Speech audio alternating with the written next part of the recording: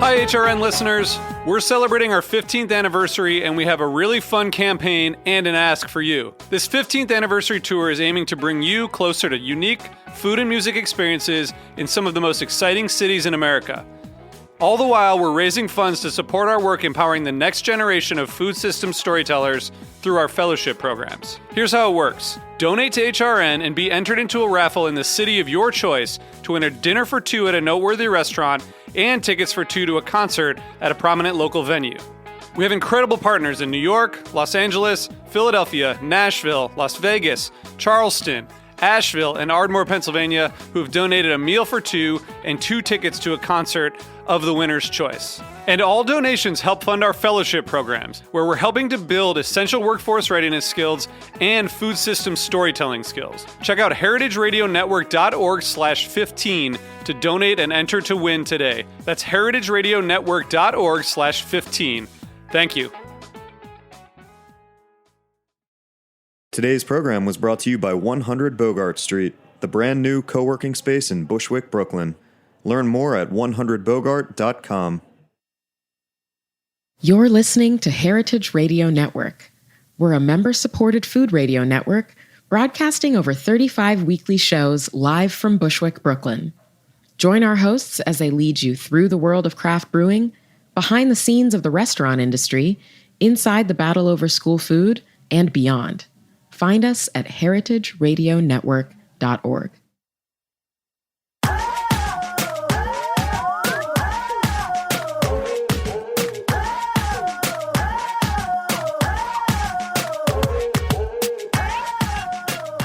Hello, and welcome to A Hungry Society. I'm Portia Wilson, and this is the show where we talk about food, food media, and so much more.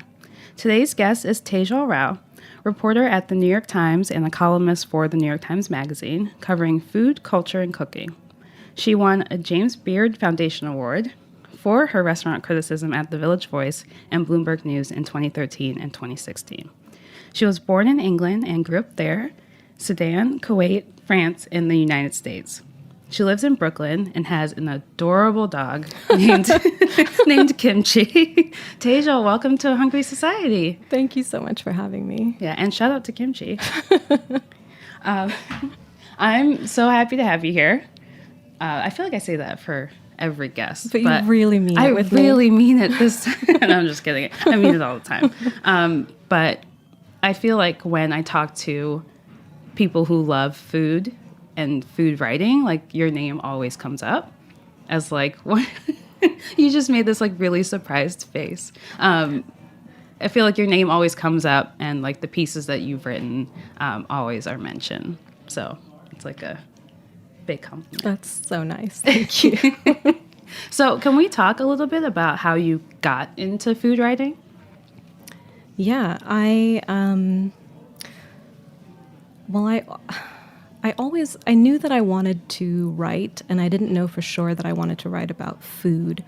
But when I started writing, which was around 2007 and 2008, the only work I'd done was I'd been a cook in kitchens. So the only thing I felt like I knew anything about was food. So that's where I started, and then that's where I got stuck. But I really love it. Yeah. So how you cover like so many different things in your reporting for the New York Times. Like, what is your process like? Like, how do you find a story that you're really interested in covering? Well, the ideas come from lots of different places. I'm so lucky right now that I haven't been told I have to focus on a particular beat within food. So if it's a culture story or a science-y story, I can still pitch that. Or if it's a profile, I can pitch that. But a lot of the ideas come out of, in some cases, they come out of conversations with my boss, with Sam Sifton. In some cases, I have a little like snippet of an idea, but I don't know where it's going to go. So I either email back and forth with my editor, Patrick Farrell, or have a conversation with him. Mm. And then sometimes I know exactly what I want to do and I can pitch it, but I'm not very good at pitching. I find it really difficult to be confident about an idea before I've executed it, which is sort of the whole point of pitching. I mean, I understand what you're saying. It is hard to try and sell someone on a story before you've like completely delved into that story. Yeah. And writing is also, it's the way that I think something through. So if I haven't written it yet, it's really difficult for me to be articulate about it. You know, it's true. It's true. Do you have a favorite piece that you've written so far? I know that's hard as like a writer. It's like pick your favorite kid. I have a couple of,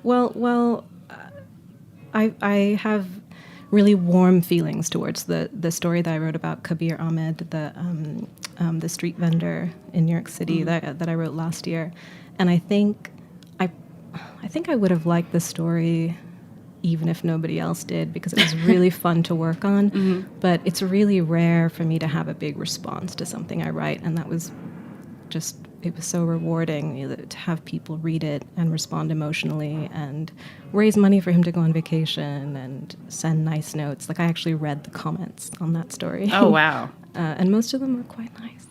Yeah, so for listeners who maybe haven't seen that story, it is a kind of a behind the scenes of a food cart operator in New York City, and his life, and he had never taken a vacation. And readers actually, after Tejal's story, raised enough money so he could go on vacation. Yeah, I mean, that was, so, I mean, I'm, it's more that I'm just excited about how people responded to it, which I know that's not a great way to judge my own work, but that was really special. It was really special. And then I feel like so many of your pieces are come out of your home cooking too. Like you did a piece about entertaining, like dinner parties, and your oyster piece that also I feel like had a really warm reaction too. Can you talk a little bit about your oyster piece for people who haven't read it before?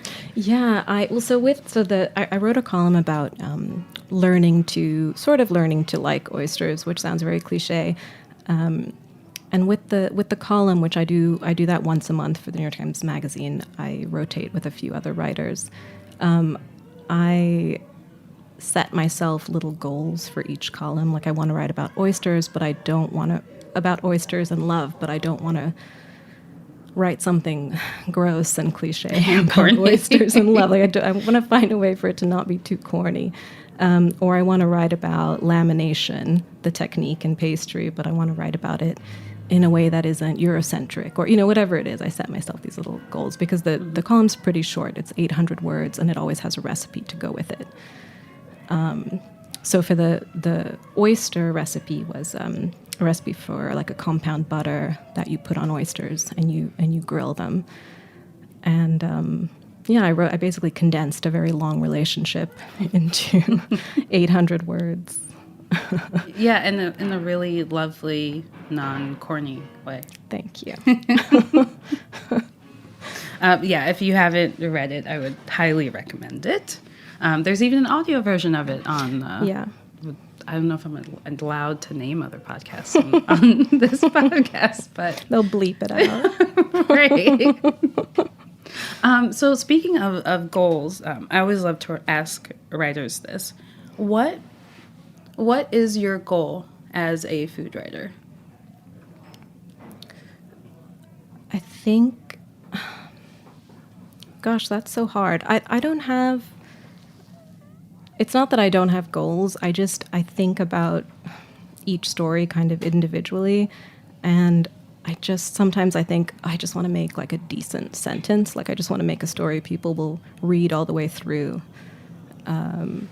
because the writing is good. Like, that's my goal. And sometimes I think I want to write about this very boring thing, and I want to make it interesting enough that people want to read about it. Like, I think my goals are really, really tiny. And I just want people to read the stuff that I write. I don't have like bigger. I don't have. I don't think about like my work as like a body of work and that I'm working towards something. And maybe I am subconsciously, but it's not it's not something I'm doing. It's not something I'm aware of. It's just like each piece is its own like sort of project. Yeah. Without like a larger sort of like unifying thing. Yeah, I can just picture my boss listening to this and like rolling his eyes. But yeah. I mean, I think that's really cool, especially with the way that restaurant culture and dining culture is right now. It is so big at times that maybe it is better to take chunks of it instead of try to have a unifying thing through all of it. I don't know. What do you think? Well, I also think, I don't know about other writers, but I want to sort of follow my curiosity and write about things that interest me. And that can feel like a goal because I haven't always been able to do that. Does that make sense? No, it makes sense. Yeah. So you feel like you have freedom now to do whatever you want. Well, yeah, more, certainly more than I have had it in other jobs. Yeah. So I tweeted that I wanted to talk to you about your Twitter Abby. Oh yeah. Of Madhur Jaffrey. Like this badass picture of Madhur Jaffrey, who is an amazing cookbook author and actress. Yeah. Yeah. Also just an amazing actress too. There's this picture of her that's like, how would you describe the picture? She just looks so chic, right? Yeah. It's so beautiful. It's a screenshot from Shakespeare Walla, which is a merchant ivory film from the mid-'60s about a traveling troupe of Shakespearean actors in post-colonial India. And I think it's the last movie that they made in black and white. But anyway, she's pretty incredible in it. And her face is like contemplative and sassy. That's a good description. Yeah. And I love that Avi. But I've also heard you speak very, very warmly about Madhur Jaffrey and her work. Yeah, I mean, it feels so crazy to say this out loud, but I think we've sort of become friends or become friendly. Like we will meet up occasionally for a meal, and she's someone who, like, my mother had her cookbooks when I was growing up, and we would watch her films, and she is a real celebrity to me, and it's really I think it's really cool that I just, like, I'm still not over that. And I also haven't told her that she's my avatar. I don't know if she knows or not. Yeah. The last time I saw her, I almost just wanted to show her so I could stop feeling awkward about it. Do you feel awkward about it? Well, not with her. I maybe a little bit. Yeah. Why? I mean, she knows that I'm a fan of hers, but I think it's a little... It doesn't feel a little too fangirly. Yeah. But I also I don't want to change it. Right. So, yeah. Well, that's really cool that you grew up with her cookbooks like in your house, and now she is a friend. Yeah. Can you talk about growing up with those cookbooks? And, like, you know, I think you've also said that, like, both of your parents cooked a lot growing up. Yeah, they both cooked a lot growing up. My mom cooked during the week, and my dad cooked on the weekends. And we actually didn't go out to eat very often at restaurants. I probably went to McDonald's if, like, a friend in school had their birthday party there, and it was very, like, exotic to me to go to a restaurant. And then we occasionally went to restaurants on a birthday, like a real special occasion, but otherwise we usually ate at home. And they didn't just cook it. Both of them cooked a little bit of Indian food, maybe once or twice a week we had Indian food, but a lot of their cookbooks were from other places. We had Thai cookbooks, we had some American cookbooks, British cookbooks. Pretty international. And I think you continue that with, what is your cookbook collection like? Oh, it's like a sprawling mess. I try to, yeah, it's a mess. I love cookbooks. And I also judged for a while a cookbook competition. So started to hoard even more of them. And then anytime I'm working on a story, I buy books that are written about that subject. So it's a bit of a disaster. It's a problem. Yeah, it's a real problem. Do you have like a go-to, like, I wouldn't like never ever give this cookbook away or throw it away, like some classics that you have to have? The first cookbook that came to mind is like I have this Mickey Mouse cookbook from when I was a kid. And I would never cook from it. It's terrible. But yeah, what I would Mouse grab recipes? it in a fire too. Oh, they're terrible. It's like you open a muffin and you put a slice of cheese in it, and then you put it on. Yeah, but they're all illustrated with like Disney characters. Oh, yeah. I love that. That's what popped into your head first as like the cookbook you would save, the cookbook that you wouldn't make anything out of. Yeah, I wouldn't make a thing. It's very aspirational. Right. Are there other cookbooks that like maybe you've learned like techniques from or go-to recipes? Oh, there's so many. The book that I reference the most is maybe Harold McGee's on food and cooking. I go to a lot for like historical context or for understanding the science behind a certain cooking process. Oh my gosh, there would be so many. For recipes, there would be so many. Mm-hmm. Is that also one that you grab in a fire? Yeah, but I'd probably be able to get another copy That's of it. true. So That's true. So just the gotta Mickey think Mouse strategically. So kimchi and the Mickey Mouse, yeah, exactly. Mouse cookbook. There you go. What else do you need? All right, so we're going to take a quick break, and we'll be right back with more with Tejal Rao.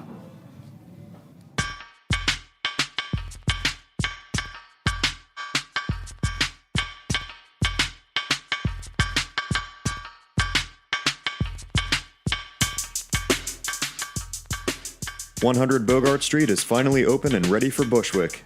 100 Bogart is a brand new, state-of-the-art co-working space that provides turnkey workspaces, including open layout desks, meeting spaces, and furnished private offices. Members have access to top-notch amenities such as custom furniture, high-speed internet, spacious kitchenettes with coffee and tea, printers, scanners, and much more. Alongside their professional work environment, 100 Bogart also provides exclusive educational programming for any curious entrepreneur. Heritage Radio Network has made their new office home at 100 Bogart and will host many events there in the future. For more information about their co-working space, visit 100bogart.com and become a member to network, create, and educate.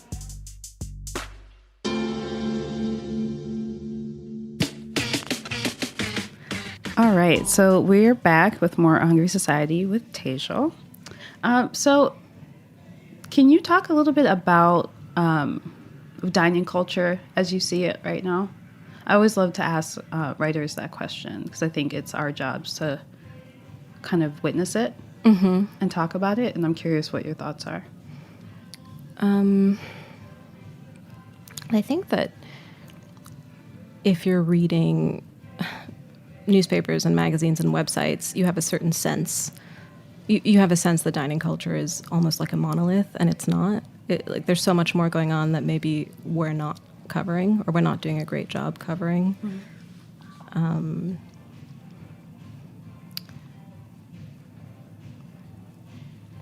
What would you like to see covered more? I think, restaurant culture outside of New York City, restaurant culture outside of the restaurants that are kind of publicized or that are hyped by publicists in general. Like I think there's just a lot of culture that's really important to people in their daily lives that doesn't get a lot of attention. Mm-hmm. Definitely, especially I think it's in a city like New York. It to me, it's always like who gets talked about and who doesn't. Yeah. It's so crazy to me because there's literally like restaurants on top of restaurants like everywhere, and there's so much to explore and discuss. Mm-hmm. And I agree that it feels like it's very like monolithic. You mentioned that you didn't go out to eat very much when you were as growing a kid, up. yeah. Except for trips to McDonald's. Yeah, if I was lucky, if a friend had a birthday party there. What was because your family traveled quite a bit. What was the relationship the same like in different places, or did you go out to eat more and when you moved somewhere else? When we traveled, we definitely ate a lot, and we thought of eating out or we'd shop at the grocery stores that were in that place. Like that was part of traveling, was the food. But when we were at home, we didn't really go to restaurants except for special occasions until everything kind of changed when we moved to the U.S. Like when I was about 13, because it's a lot more affordable to go out to eat here. There are a lot more options that aren't necessarily very expensive compared to like rural France. So we did start going out to restaurants a bit more. And what kind of restaurants were you going to? So still not that often, but like chain restaurants in Atlanta. Like, I very vividly remember my first experience at Applebee's, at Houston's, where I would eat the veggie burger because I was vegetarian. Places like that. I can't imagine, like Applebee's must have been like a like amusement park Yeah. compared to like restaurants in like rural France. Yeah, I loved that though, and also, so when we lived in France, the first restaurant that really excited me, I feel like I'm talking about Disney too much, but the first restaurant that really excited me was called Annette's Diner, and it was inside Euro Disney. I was 8 or 9 years old, and it was one of those restaurants where all of the waitresses were on roller skates and wore like pink leggings, and they seemed very cool to me. And I mean, everything about the restaurant was designed to please like a 9-year-old kid. And so it worked, Clearly worked. I loved it. And that's also the first place where I tasted Oreos and a bunch of other American ingredients. Oh, wow. So the menu was really influential. Was American? Yeah. That in Euro Disney? Yeah, it was like a 50s American themed diner, almost like Johnny Rockets or something like that. Oh, wow. That sounds incredibly dangerous to be on roller skates in a restaurant environment. I know. But I mean, obviously we're talking about it now. Yeah, it's still open. No, are they still on roller skates? I think so. Wow, that's a lawsuit any day now. But wow, that again, a formative Disney experience. Yeah, that's probably when I got the book. So your dining habits now. What do you? I'm trying to think of the right way to ask you about, like, when you go out to eat now, like what excites you, like what like thrills you when you go out? Well, food that's not identical to another restaurant's food is always exciting. Like really warm hospitality,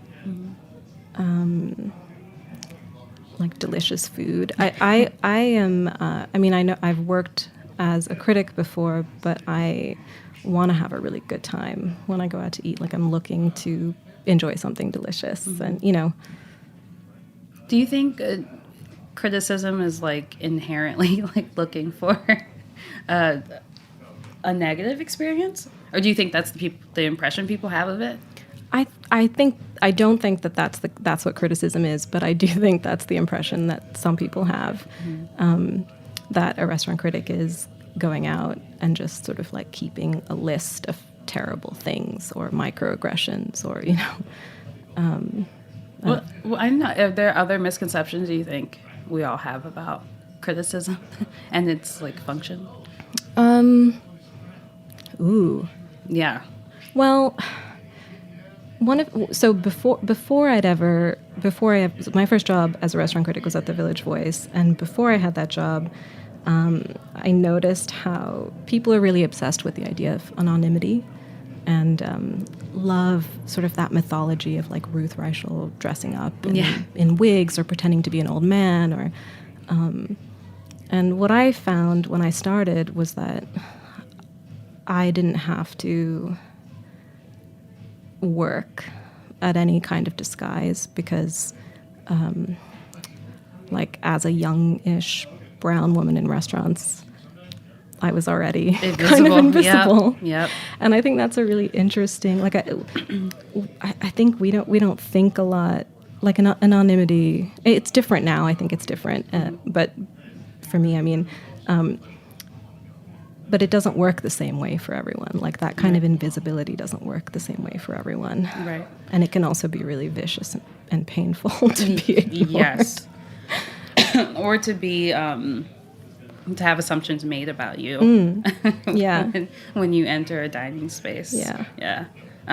Recently, this just as an aside, recently I was at a pretty popular Brooklyn bar, and a woman grabbed my arm and asked me for a drink.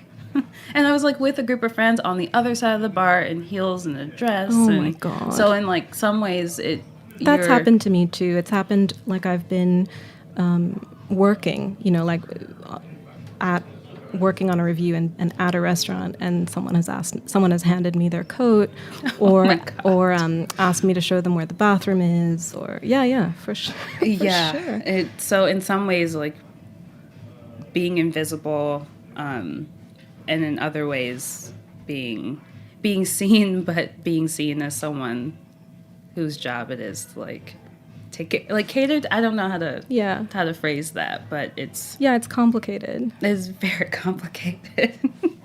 But some people think of it as very glamorous. Mm-hmm. Mm-hmm. Yeah, I feel like Ruth Rachel, showing the costumes and the wigs, it just kind of added like a layer of like, ooh, like this. It made it kind of cool. Like it was like being a spy of some sort. Instead of, I had a teacher that once said that restaurant criticism is essentially just like service journalism. Like you are doing a service for your readers, and you're letting them know where to spend their money and where not to. I think it's more than that, though. I mean, if it's any good, it's more than that, right? Right. Well, what are the other functions? I mean, I don't want to say what I think it should be, but if I'm reading criticism, I'm not always reading it because I want to know whether or not I should go to that restaurant. You should be able to get that out of a review, obviously, but I think you want to read a really good piece of writing. You want someone who's connecting all these dots for you. Mm-hmm. Not just their experience, but also like what's happening in the restaurant industry, what's happening in the larger culture. There are all these interesting connections to make in criticism, and I think like a really good review usually does more than just tell you where you learn something, right? Or you think, or if you don't, maybe you don't learn anything, but you get some you think about something. I think the best criticism also, you feel like the person writing it is knowledgeable about not just what's going on in the industry, but in that the restaurant and the context of the place that it's in. Yes, yeah. And the chef and the cuisine or the style of cooking or whatever. Yeah, but it's not like in a hermetically sealed jar. It's in conversation with other stuff. Yeah. Mm-hmm. Oh, I guess there are many more layers. Maybe I should go back to that teacher. Be like, hey, actually, there's other things going on in restaurant. Was that a criticism specific class? It was a food writing specific class at Harvard Extension School. Oh wow! And I remember, I remember the teacher saying that, like, but I guess it's true because if it is just about service journalism, then it would be like a Yelp review pretty much. It would be like just this was good, this was bad. I like this, I didn't like that. Yeah. But other pieces, I remember that teacher also saying that food writing in general is not just about food. Mm-hmm. You're writing about something interesting, and food is a part of it. Yeah. Yeah, and lately I've been thinking about how food is not it's the entry point for a piece of writing, but there is usually a bigger story around it. Yeah, I think you're right. Like, I think your pieces touch on, like, I'm thinking in particular about the restaurant in Maine. Oh, yeah, the Lost Kitchen. Which, can you explain a little bit about the Lost Kitchen? Yeah, the Lost Kitchen is, it's run by a woman called Erin French in a town called Freedom, Maine. It's kind of too perfect. She's really interesting.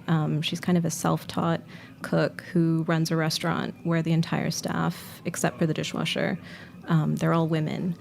And it's a tiny restaurant that books up within a few days, and it's only open, I don't remember the exact number of months, but it's basically only open when it's not winter in Maine. Right. And she's done some really interesting things at the restaurant. Like, she's made it fairer. The way at the front of the house and back of the house are paid is more equal than in a lot of restaurants. She does all these things to sort of make the restaurant. I feel like I'm not doing a very good job at explaining this. No, you are. I really did write a whole story about it. I promise. Well, no, I think, but the bigger story is like fairness in restaurants and kitchens, and also freedom, not just a town in Maine, but also what the chef is going for. It seems like people can figure out ways to do this in very small businesses, like this very small restaurant that has 30 seats or something. But for some reason, bigger groups can't seem to figure it. You know, if you want to grow, if you want to be gigantic, I don't know who's figured it out in a bigger way. Yeah, not yet anyway. But so we are actually nearing the end of the show. Oh no! So I ask every guest this, but can you talk about a bad dining experience you've had? You don't have to name the restaurant, but you can if you want to. I want to tell you like a hilarious story about some mishap, but I don't really have that. But I can tell you about things that are bad in general. There's still restaurants where they insist on speaking to people in like a gendered way, and then they misgender people, like they miss you and ma'am you and mister you. Mm-hmm. And I've had experiences with friends where, you know, someone has been misgendered that way, and that is bad. Yeah, that's bad. That's bad. I often have not been handed the check, even when I'm the person paying, or dishes that someone reads as being more masculine or feminine are given to the wrong person, you know? Mm-hmm. Things like that. Mm. But I don't have a story of, like, a hilarious story about, like, someone fell onto a table. Yeah, exactly. Smashed a glass of wine. And they spilled their wine down my white silk blouse, and and I never went back. When the clown came through the dining room, and I never went there again. So my last question for you is, if you could have your last meal in a restaurant, where would it be, and who is invited? Is it okay if it's not at a restaurant? Yeah, no, that's totally fine. So I think I would, because I think if it was my last meal, I'd kind of want to be a bit more involved. Like, I'd want to cook, I'd want to cut things up and wash things, and I'd want to do dishes, and I'd want to stretch the meal out as long as possible. Yeah, not by myself. Okay. Not like alone in the dark, weeping. Right. I was like, that's a very dramatic way to go. Like, it's not fun doing dishes in my apartment, but it's really fun doing dishes with my family, like after Thanksgiving dinner, and everyone's doing the dishes all together. And like one of my uncles has put Santana on really loud and everyone's dancing. You know, that kind of doing the dishes scenario is fun. Well, what are you, where's the space that you're eating? I think it has to be my grandma's house. It's very cliche. It has to be my grandma's house in Nairobi, and I would want her to make something that takes a really long time, you know? She makes this dish called ubariu that's a layered, it's layered in a big metal pot, and then it's cooked on charcoal outside. Lamb chops, little tiny stuffed eggplant and potatoes. And then she makes a pastry and she seals the pot and cooks it. Oh, wow. It's delicious. Oh, like she puts the pastry around the edge. Yeah, of exactly. I've seen that before. A friend made like super traditional, like Alsatian, like stew with like pig's feet and sausages and potatoes and all that, and sealed. Was it a Beckoff? Yes, it was. It was really, really good. That sounds delicious. And yeah, she put a pastry around the outside to catch like the steam and stuff. I'd never seen that before. Yeah, that's exactly what she does. So who's invited to your last meal? Just some close family and friends. Like, are we talking like 10 people, 20 people? I think no more than 10 people. No more. Guest list. You should have a bouncer. You should like cut it off at 10. I'd also want some dogs there too. Multiple dogs? Yeah. Kimchi, obviously. What other dogs you know, or just random It's dogs? just, you know, some nice friendly neighborhood dogs. Okay, you are the first guest to mention like animals that you'd like to Really? be. Yes. People, no one's mentioned animals yet, but that's great. What are people drinking? Probably with this dip, probably beer. Any specific kind or just any beer? I think for my last meal, I wouldn't overthink it. Mm-hmm.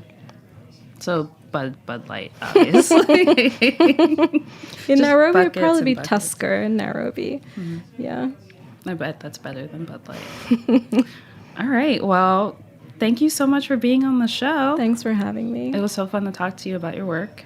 And thank you so much for listening to A Hungry Society. I'll catch you next week.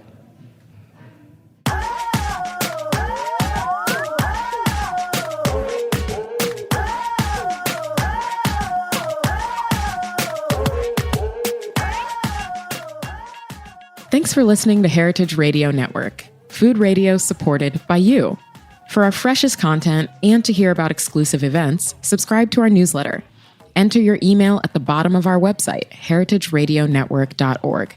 Connect with us on Facebook, Instagram, and Twitter at heritage_radio.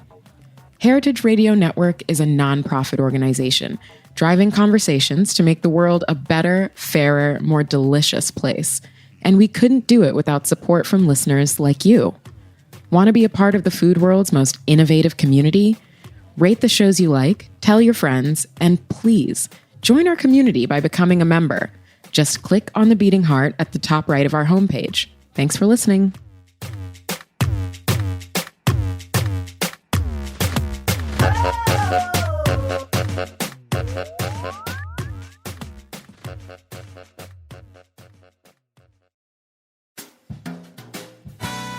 Ever wonder what kind of podcast Julia Child would have made? Probably would have been one where she introduced you to all of her latest discoveries and favorite people. And that's exactly the tradition we're following on Inside Julia's Kitchen, the podcast of the Julia Child Foundation for Gastronomy and the Culinary Arts. Join me, Todd Shulkin, your host, and the Foundation's executive director, as I bring you inside the Foundation's world to meet the bright lights of today's food universe, just as Julia used to do from her own famous kitchen. New episodes air on Heritage Radio Network Wednesdays at noon Eastern. Listen in.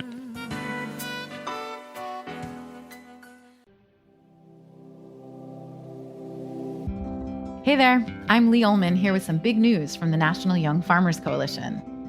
We're partnering with Heritage Radio Network on a special season of The Farm Report. It's all about what's happening with the Farm Bill and how it impacts farmers and eaters. I am growing diversified vegetables on land that's been in our family for 150 years. And so with the pandemic, gentrification, property values going up, we had to sell the land and we lost it. Join us as we uncover the untold stories behind this massive piece of legislation that shapes how we grow our food, what we eat, and so much more. The problems we have had, those are things that come from earlier Farm Bill and USDA policy, right? Like Earl Butts, get big or get out. You know, it's my responsibility to know not only what I'm eating, but then like how that all came to be, and realize like, wow, like this piece of legislation, all this money, like it's technically something that I support as a taxpayer. While Congress debates the next Farm Bill, this is not just an invitation to listen. It's a call to action. Be part of the conversation. Subscribe to the Farm Report on Heritage Radio Network, wherever you listen to podcasts.